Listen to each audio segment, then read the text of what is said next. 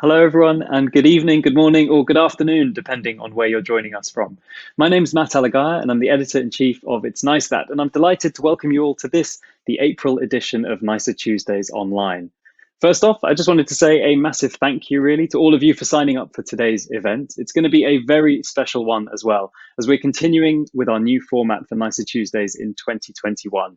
Now, if you haven't been to one of these events yet, we've made a couple of changes. Nicer Tuesdays will still be held monthly on the last Tuesday of the month. That much will stay the same. But what's different is that this year, each event is going to have its own theme, and we'll be joined by two speakers each month, talking to them in more depth, discussing their work in detail, and giving you folks at home as well more of a chance to ask your own questions. Now, tonight's theme is a fitting one coming off the back of the Oscars over the weekend. So we're talking about design in the worlds of film and animation. And I'm delighted to say that we're going to be joined by two people who have more than a bit of experience in those two industries. So in a moment, we'll meet the animation director Siqi Song, whose work has garnered fans around the world and whose 2018 short film Sisters was nominated for an Academy Award. After that, we're going to be speaking with Annie Atkins, one of the world's leading designers of graphic props, who has worked on a number of massive films, including two and soon to be three, directed by Wes Anderson. Right, thanks very much for bearing with me. I'm very excited to say it's now time to meet our first speaker. Now, for anyone who isn't familiar with the work of the California-based animation director Siqi Song, her films are that rare combination of, on the one hand, meticulous precision and craft, and on the other, powerful and poignant storytelling. Her films have graced screens at festivals including Sundance, Ottawa, and South by Southwest. And last year, her 2018 short film Sister was nominated for an Academy Award. Now today, Siqi is joining us from LA to talk about her creative process, the painstaking approach she takes to her films, and the unrivaled joys of stop motion. Siqi, if I could ask you to turn your mic and camera on so we can say hello. Hi there. Hi, hello. How are you doing? I'm good. How are you? Well, nice to finally meet you, and thank you for having Yeah, me you here. too. Not at all. Thank you very much for joining us, Siqi. I guess it's first up, it's over to you really for your talk. So I'm going to leave you, but I'll be Mhm. back in about 10 minutes. And really just a reminder to everyone at home, please think about questions you want to ask Siqi, and yeah, pop them in the chat for us to see as well. But for now, I guess it's over to you, Siqi. Okay. Hi everyone, my name is Siqi. I'm originally from China, currently live in the United States, California. I'm a animation director and animator, and my work is mostly in stop motion animation. So today I'm gonna talk about two projects I worked on. The first project I want to talk about is my short film Sister, which I created like several years ago and finished it in 2018. So Sister is an animated short film roughly based on my personal experience of growing up in China and during that time. And for those of you who haven't seen the film, so the story is basically about a man remembering about his childhood memory of growing up with a little sister in 1990s in China. But later he reveals that he never had the little sister because of the one-child policy during that time in China. So this story was roughly based on my personal experience and the stories of my friend who also grew up during that time, was the only child. So when I started to make this, when I had just had the idea of making this film, I did lots of research and then used lots of references like during that time, just to try to make it as authentic as possible. So as you can see, the inspiration of the designs and the characters and the sets are, basically based on my childhood memory of growing up in my house and how and during the time when I grew up in China during that time. So this is me and my brother on the right side. And when I just had, and then at the beginning when I was designing the stories, I didn't have exact idea of how the story is going to go. So I drew down some comics just to remember, just to show some like vignette of the childhood memories of me and my brother, like how how the sibling stories can reveal in the form of film or like visual storytelling. So I basically designed the four characters, the father, mother, and brother and sister based on my own family. And then I did like some little comics at the beginning. I was like also designing, trying to figure out the visuals and the stories at the same time. So at the first, I just like did some rough like pencil drawings, and some of them end up in the final film, some didn't, unfortunately. Um, and then after while I was designing a story, I also did some character designs, and especially like I know I want to make it into a stop motion film.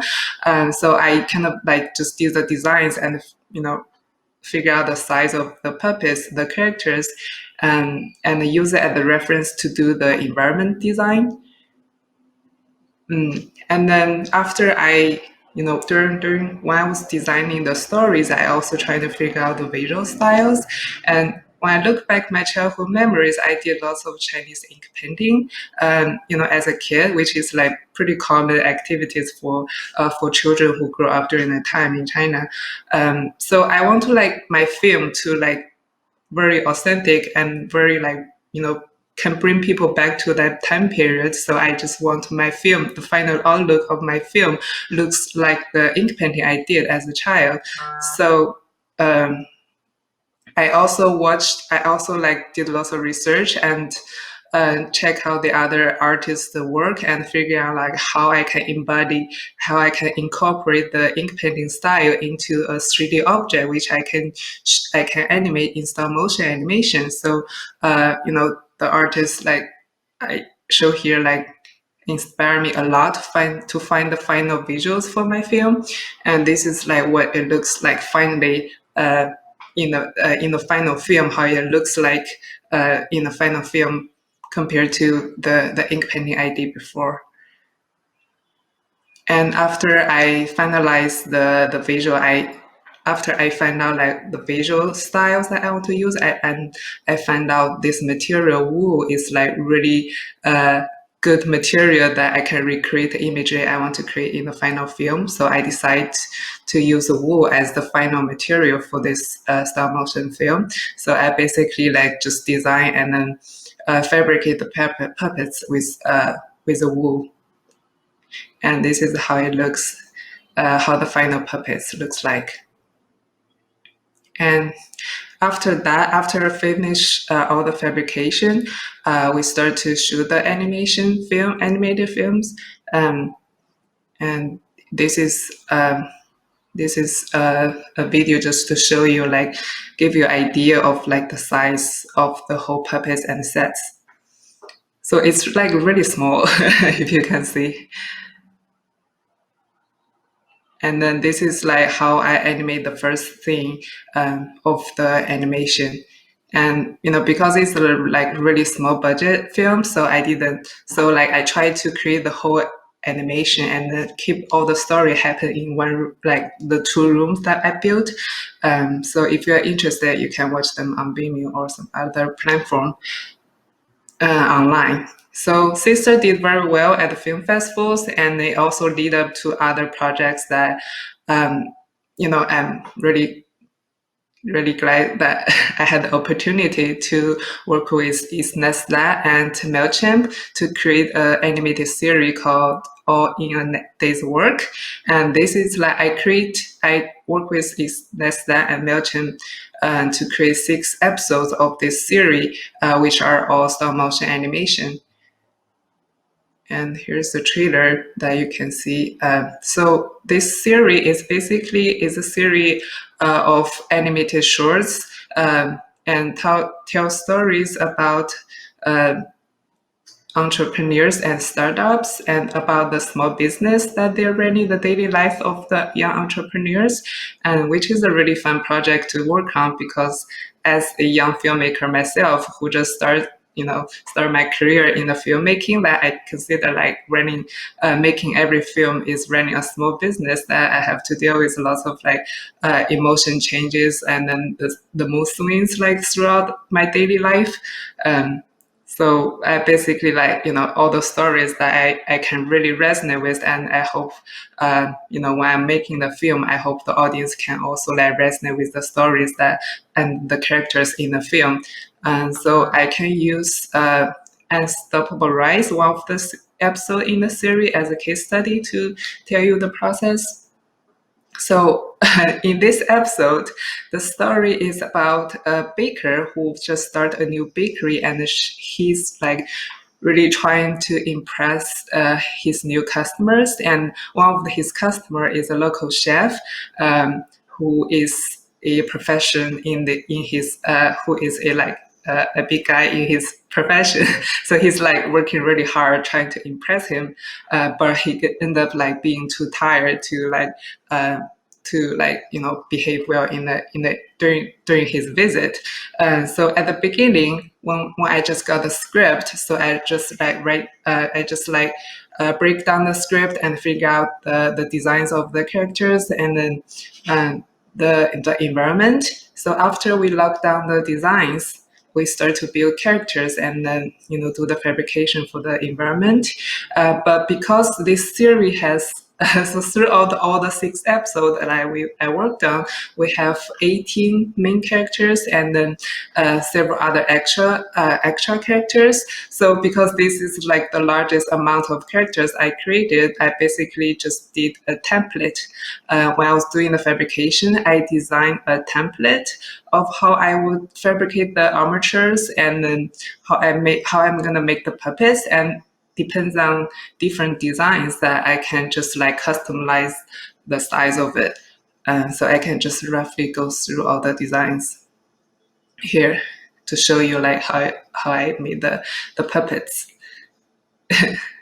And this is like what it looks like compared to the designs and the final puppets. And then for the environment, like at the beginning, after we lock down the designs of the bakery, and we I did like a floor plan of the whole environment just to figure out like where the character is gonna stand and where the camera is gonna go, just so we can like manage to like shoot the whole animation within this one room. And then like we have a carpenter who like is really good at making wood structures and help me to build the whole house. And then I also did some mock-ups of the props, and then measure out the size and how it looks realistically like compared to the size of the characters. And then this is how it looks at in the final film. And then we also fabricate all the props and environment in my studio in Los Angeles. And then after finish the fabrication, we start to shoot the animation based on the storyboard. And this is the video just to show you the process of the set dressing and then the animation. And then after we shoot all the animation, I put the stop motion footage in my computer, and then did the mouse and eye movement in 2D in TV Paint. And then after that, we just export the animation. So this will be the end of the conversation. Thank you for listening. Siqi, thank you so much. That was absolutely incredible. Amazing to see all of those processes. And yeah, there's a lot of love in the chat as well for your work. So I think that's resonated with everyone at home as well. Also, loads of questions have come in from the audience. So I'm going to go through a couple of them just before you leave us. But yeah, Abby asks, did you have funding for your first film, or was it self-funded? Interesting question about how these things start. So for the first film, it was actually my graduation film from Cal Arts. So I had a little bit, probably like $300 for like graduation film fund, and then but because I was shooting it in the school, so I don't have to rent all my studio space or rent the equipment. So that was a big relief for me. Like even though it's not we don't have fundings, but I don't have to spend that much budget on renting the space and equipment. What I only need to do is to buy the materials and work on the film for free for 3 years. That's So amazing. yeah, Yeah. it's just like yes and no. Yeah, exactly. A bit of both, I guess. Kaz asks, are the eyes and mouth also stop motion, or do you composite in post production? Yes, no, so they're not stop motion. So when I was shooting the animation, the puppets kind of look at zombies. They don't have pupils. They only have like two lines just to show the outline of the eyes, the position of the eyes and the mouth. And then most of all of the expressions, the mouth and eye movement are done in TV Paint in 2D. I remember seeing the white outlines of the eyes. They do look quite scary without the without the pupils. I remember seeing that. A question has come in from Suba Lakshmi, and it's well, first of all, they say beautiful, and then the question is, after creating these 3D models, how do you capture the frame by frame? So maybe just a bit of kind of understanding Mhm. of that process of capturing something frame by frame. Oh, yeah. So this is like basically, it's a stop motion animation. Basically, I think it's kind of like live action film. It just happen really small and really slow. You just put the character in front of the camera, and then I use Dragon Frame. It's a stop motion software that can help you to connect your computer to the camera, and then you can take 1 frame per second, like no. Pick 1 frame and with 1 click, and then you can just preview it really fast in Dragon Frame, like about the previous frames. So, but the animation principle is exactly the same as any other type of animation. Just like move the character and then take one picture, move the character, take one picture.